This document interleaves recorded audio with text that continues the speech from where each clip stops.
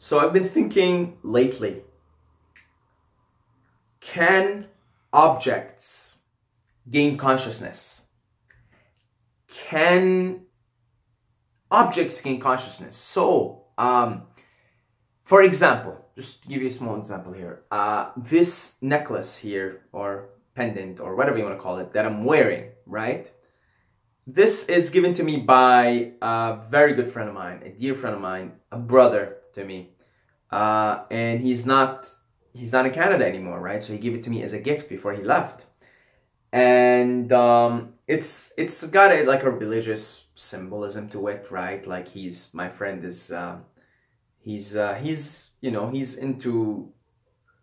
Muslim, and he's into a certain sect, and that's kind of very relevant and very dear to him, right? Like the message in it. And I actually feel very much powerful and strong when I wear this.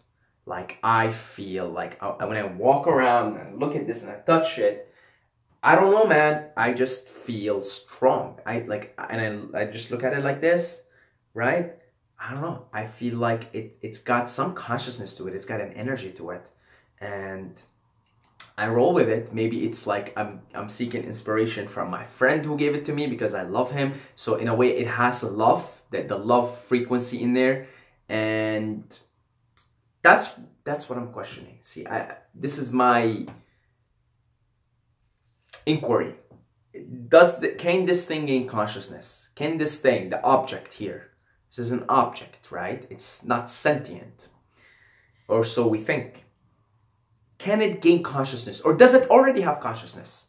Does this thing, does it have consciousness? Does my shirt have consciousness? Like, is my shirt, because look, I'll tell you something.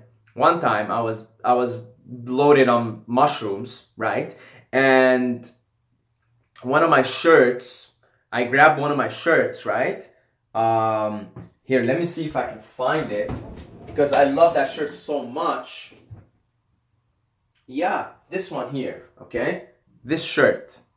I love this shirt. This is my Lucky Charm shirt, okay? I never wear it in these videos because the opportunity doesn't arise, I guess, or I like to be either in this or tank tops. I wear this to the gym, this shirt, and one time I was like tripping on mushrooms, right? And I look at this shirt and I start to like kiss this shirt. I'm like, I love you. I love you. I love you. I just kept saying, I love you. I love you. I love you. Okay? And I'm not even ashamed to say I had tears in my eyes. But I really looked at the shirt and I felt it alive. I felt like it's conscious. And why is that so far-fetched? This comes from nature, right? This is, well, let's see. What is it made of? Fabric in, let's see, cotton probably, yeah.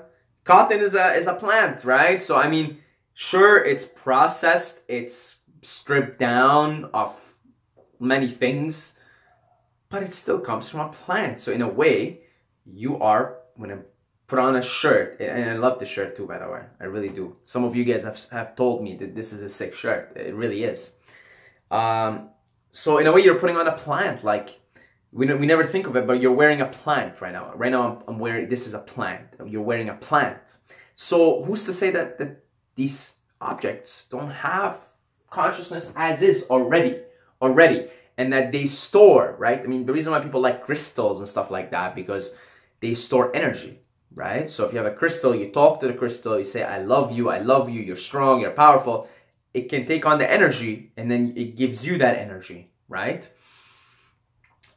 So my question, I'm just inquiring here because I really have no fucking idea about any of this. I'm just inquiring, right? This is Stoner Talk now. We're in Stoner Talk territory. Do objects have consciousness? Does a rock like this for example, right? Like, does this have consciousness? This rock here, does it have consciousness? I don't know. The answer is I don't know. Like, oh, can I give it consciousness if it doesn't have consciousness? Like, if I talk to it, I love you, baby. I love you, baby. I love you, baby. And like, I kiss it. And like, I talk to it for an hour. I love you, baby. I love you, baby. Could it actually become like this sentient thing?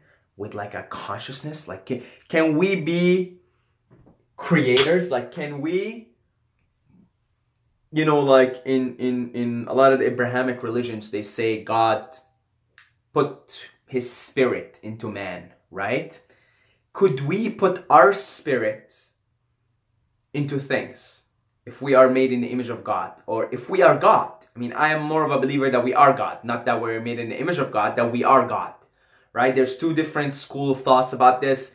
The Abrahamic religion followers and belief systems, mainstream ones tend to believe, okay, no, we are created, but we're not God. But then you have like polytheistic and shamanistic traditions, and Hinduism is being one of them, that say, no, no, we are God. We are one consciousness experiencing itself subjectively. I'm more on the second camp with this. But I think we're both talking about the same thing. You know, in any case, if we are this God consciousness, can we just like give consciousness to things? Like speak them, right? I mean, I love that quote by Terence McKenna. I can't get enough of it. The real secret to magic is knowing that the world is made of words, and that if you know the words that the world is made of, you can make of it whatever you wish. So essentially, our magic wand is our words. And could it be our words with our emotions? Could it give consciousness to objects? Could I give consciousness to the walls, to these walls, right, that are around me, by speaking, by just, if I sit here for like a week straight and I say nothing but thank you, thank you, thank you, thank you, thank you, thank you, and I close my eyes and I get in an altered state and I say thank you, thank you, thank you, thank you. Could it be possible that these walls will take on a consciousness, or will take on an information stream and become sentient? Really? I don't know. There's this TV show, Westworld. It's a mind fuck. You guys gotta watch it. If you guys are interested into simulation theory and into consciousness and everything, you guys gotta watch Westworld. It's like that. I don't wanna ruin it, but this is already in the first episode. You will see. So I'm only like giving you what's in the first episode here. It's essentially a theme park in the future. This is in the future, in humans' future. A theme park where you as a human can go in and experience the theme park as if it's real. And you can go there and you can shoot people and you can have sex and you can do, it's like, it's the setting of the theme park is the Wild West, 1800s, right? So you get to become an actual cowboy and you get to have sex with these, what they're real, like you get to go and have sex with these girls and they feel real, and you get to shoot people and you know, you see blood and everything feels real, but it's a theme park and it's simulated. And the characters start to gain consciousness inside this, you know, they become conscious. They start to gain consciousness. And that's why it's such a mind fuck. You guys gotta watch it. Westworld. And that's my thing. Can we speak things into consciousness, or do they already have a consciousness? And now we can sort of manipulate the field of energy in which they're tuned into. Meaning, let's say this object, for example, is tuned into the frequency of courage, let's say, right? Could I just give it love, so much love, that it tunes from the frequency of courage into the frequency of love?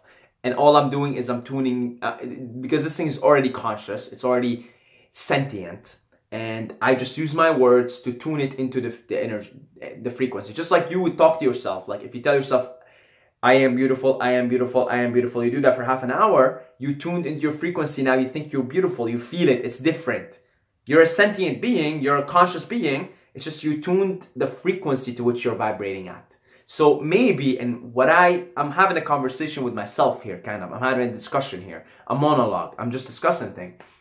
So maybe then, and what I like the sound of this. It kind of makes sense to me. Everything's conscious, everything's sentient. Doesn't matter, even if it's an object, even if it doesn't seem to have anything, right? Even if it's just sitting there, right? Even if it's a rock, even if it's this, even if it's anything in creation is conscious, it's sentient. And we can, using our words, manipulate the frequency of which that object is vibrating at.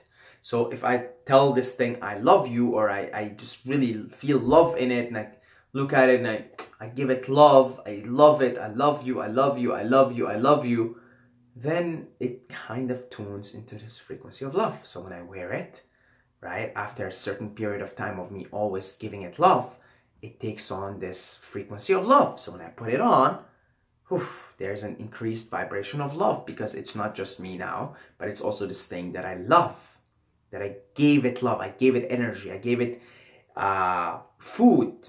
You know, this is its food. Its food is I gave it love. I like the sound of that. I like the sound of that, because I definitely feel like everything's sentient, man. And really, really like that. I feel like everything is sentient. I feel like everything is alive. Everything speaks, everything talks. Everything is sentient, is alive. Despite this being an illusion, despite this being a game, despite this being an information field, right? There is spirit in it. There is consciousness in it, within the illusion, within the Maya, within the information field. There is consciousness. There seems to be consciousness. And yeah, we shall explore this in subsequent videos. God bless you all, guys. I love every single one of you, but don't forget to subscribe, or you're gonna sleep with the fishes.